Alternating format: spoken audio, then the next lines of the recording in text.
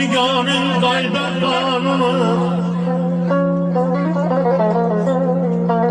İnsan bu dünyaya gelmek içindir.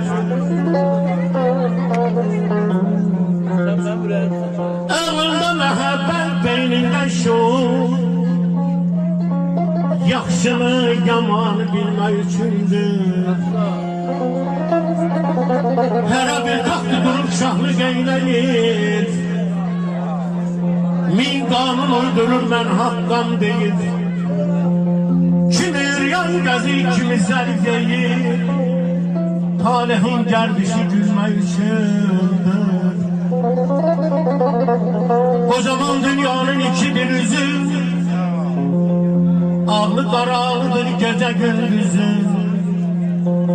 O əcəl dediği bir gündə bizi həyat lövhəsindən silmək üçündür. Əhməd indi nədir hər yerdə? Min qırğın silahı yaranır gündə.